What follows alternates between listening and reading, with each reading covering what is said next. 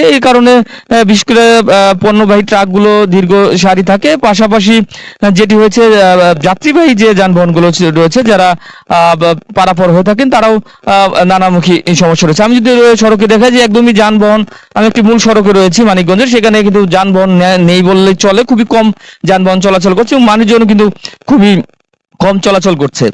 আর বিশেষ করে খেটে খাওয়া মানুষ যারা, বিশেষ করে যারা ভবঘুরে রয়েছে, তারাও শীতের যে তীব্রতা রয়েছে, তীব্রতা কিন্তু তারা নানামুখী সমস্যার মধ্যে রয়েছে। আমি আপনাদের একটু দেখানোর চেষ্টা করছি, আজকেও এখনো কিন্তু দেখছেন যে তীব্র যে কুয়াশা রয়েছে, সেই কুয়াশা কিন্তু যথেষ্ট পরিমাণ রয়েছে। এই কুয়াশার সাথে আরেকটি ব্যাপার হয়েছে, সেটি হলো বাতাস রয়েছে। বাতাস থাকার কারণে শীতের তীব্রতা বেড়েছে।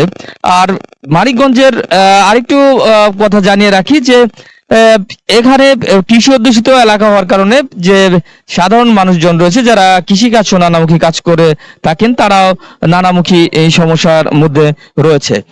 আমি আপনাদের এখন দেখানোর চেষ্টা করছি যে আসলে শিশির বিন্দু কিভাবে আসলে সারা যে কুয়াশাটি পড়েছে তার পরিপ্রেক্ষিতে যে আপনার যে আমরা সেতুটি রয়েছে তার রেলিং এ যদি আপনাদের একটু দেখানোর চেষ্টা করি, এখনো কিন্তু বৃষ্টির মতো ফোটায় ফোটায় কিন্তু শিশির বিন্দুগুলো পড়ছে। আপনি আরেকটু আপনাদের জানিয়ে রাখতে চাই যে মানিকগঞ্জে 7টি উপজেলাতেই মূলত যে শীতের যে তীব্রতা কিন্তু বাড়ছেই। বিশেষ করে আজ থেকে 7 থেকে 8 দিন যাবত যে সমস্যাটি হচ্ছে, সূর্য দেখা যাচ্ছে না বলেই চলে এবং যার কারণে মানুষ কিন্তু নানামুখী সমস্যা